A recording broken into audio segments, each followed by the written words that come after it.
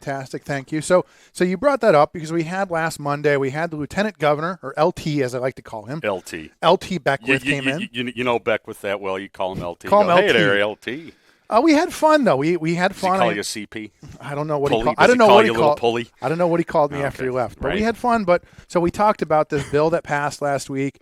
That we are the first. We're always the first here in Indiana. So Got to be the first. We are the first state in the union that will allow tolling on any interstate. Now, it wasn't clear. I was joking with him. Am I going to get a toll road at the end of my street? Yes. But this was the argument I had with him.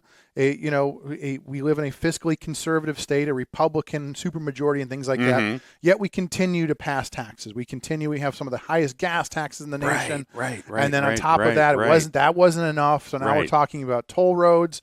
And so that becomes this inherent issue of. So you're telling me Republicans like the tax? As it too? turns out, at least in this state, as we don't have a cloud tax yet, but so we can talk. We got to get the cloud here first. We got to get the cloud. We just got liquor sales on Sunday. Okay, so that becomes the inherent issue that I was trying to get into with him is this idea of, how do you keep calling yourself fiscally conservative Republicans, yet you continue to raise taxes?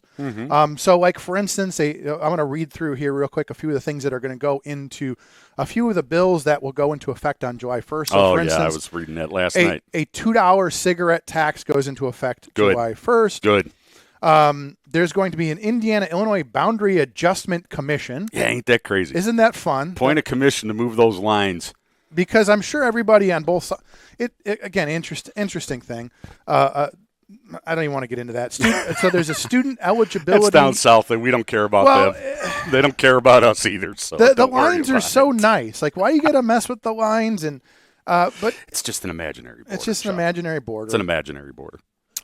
So we've got House Bill 1322, blockchain technology. Some agencies in the state of Indiana will be able to explore whether investing in blockchain technology is worth it. So we will be getting not quite the cloud, but blockchain. So we'll be talking about that.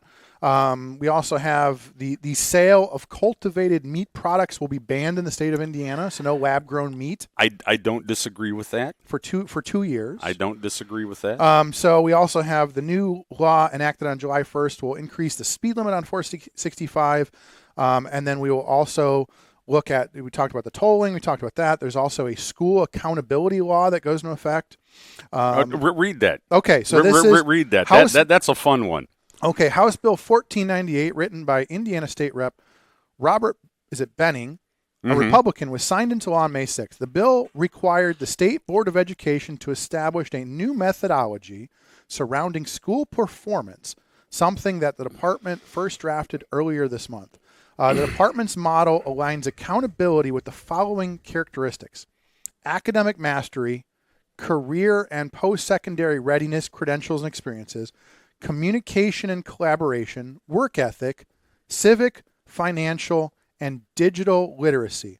Accountability for the schools will be calculated through specific points in a student's journey, focusing on subjects like reading and math in early grades while emphasizing work-based learning and credentials in high school. So, you are an educator. I am. What are your thoughts on that? Education has changed quite a bit since I started in 1995. I'm just going to say that. Okay.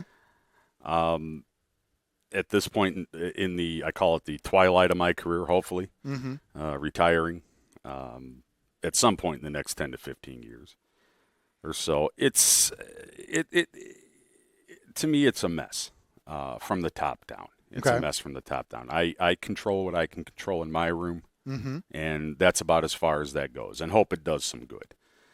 I don't necessarily agree on every point with new state law, and especially how they want to increase private school or charter school vouchers and so on.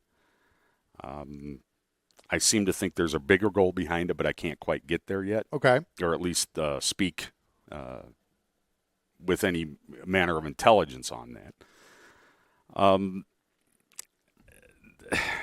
don't know. It's been a little crazy education-wise in this state since Mitch Daniels was here, and then Mike Pence creating the Shadow Board of Education, Instead of the board, it was the department of, and then it was appointed, and now we don't vote for a state superintendent anymore. It's appointed, et cetera, et cetera. There's a lot of behind-the-scenes mess that's been going on, and because it's down in Indy, we don't hear a lot about it up here.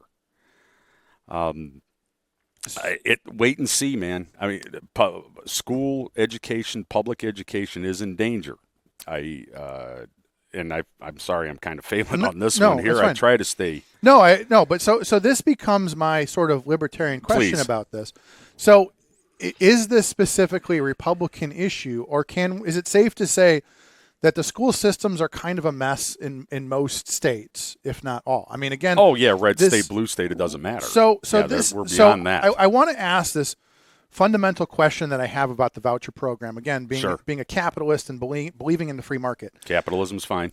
If let's say let's say you have a family member that is stuck in what we consider a failing school district. Let's just use Gary because it's the closest one, but also Fort Wayne and several other school districts. Highland failed. So here I am. The Highland didn't fail. Let me just say that, but it's coming. I mean, all this stuff is coming to your town. But specifically a failed school district that's been taken over. Gary is an example. There you go. Okay. So I have family that's stuck in a failed school district. So what are as at the end of the day, I say, look, I'd love to save the world, but at the end of the day, my concern is my children or my family members, the ones that I can, like you said, you can help the people around you. I can't fix the broken system. Sure. So do you see where, if I'm stuck in a failed school system, I like the idea of having an option to send my kids somewhere else. I can't fix the system, so at the very least, I can't save the world, but at the very least, I could save my kids and send them and that's somewhere what you else. Do. Whether it's you a Catholic do right school by your children. Exactly. or a charter school, whatever. What kind of money are you making?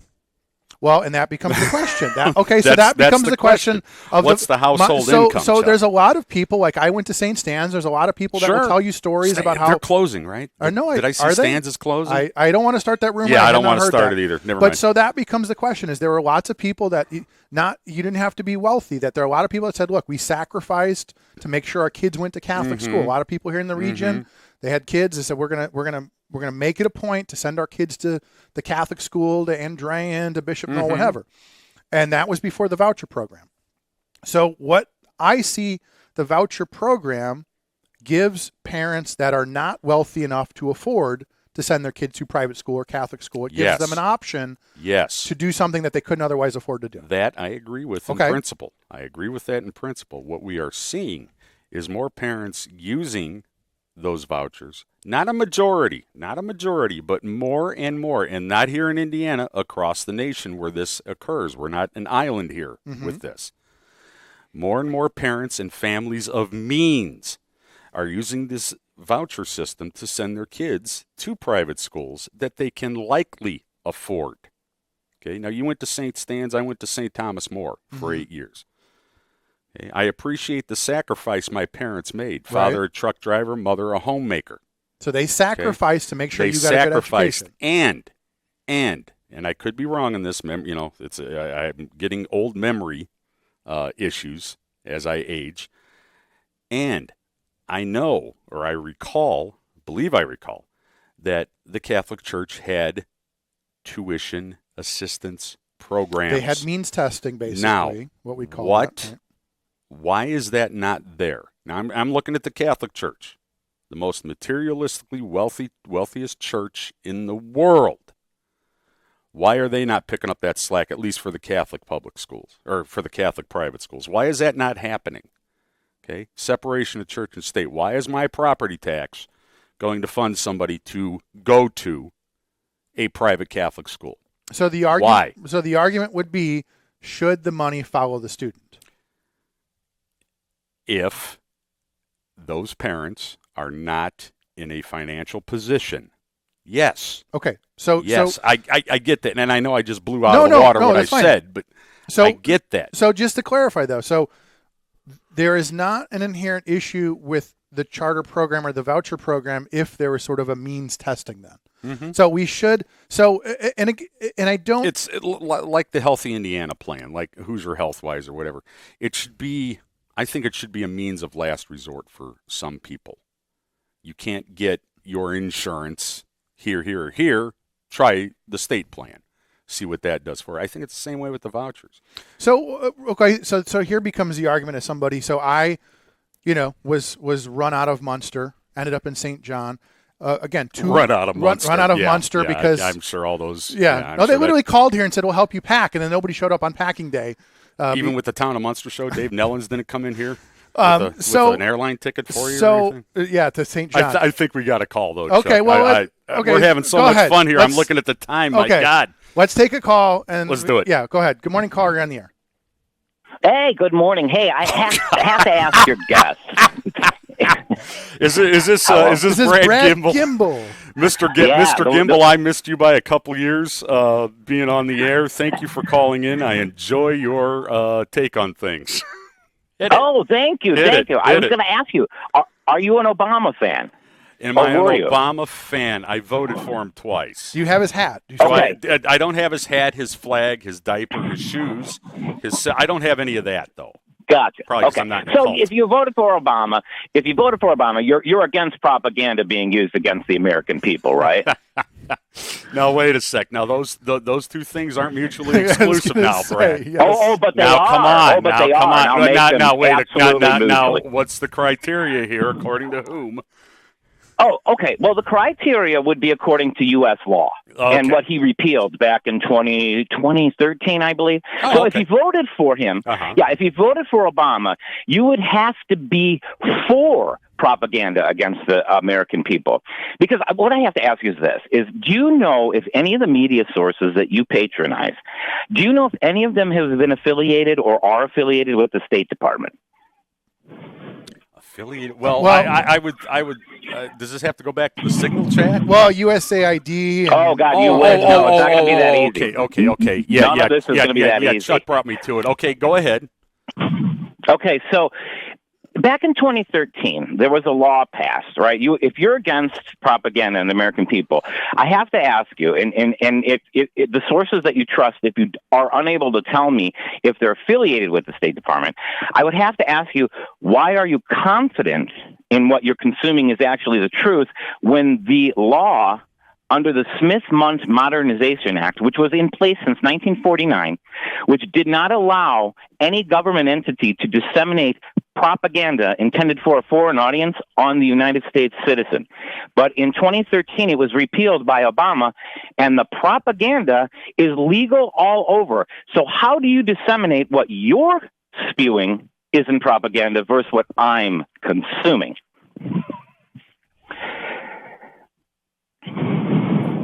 So he's asked. That's a rough one, isn't it? That's a rough one. No. There's legalized propaganda. So propaganda. Brad, a couple of things. Easy there, killer. Couple of things I'm picking up already. You know your stuff, so you have me at a bit of a disadvantage here. Which news sources are connected to the State Department? Literally every one of them. Yeah. Really? And now tell me more. Now here's where you get a chance to educate me, please. Without conflict. What? How is the media connected to the State Department? How does that happen? What allowed for that? Oh, well, the repeal of the Smith-Mundt Modernization Act. Oh, so this is just within the last 12 years.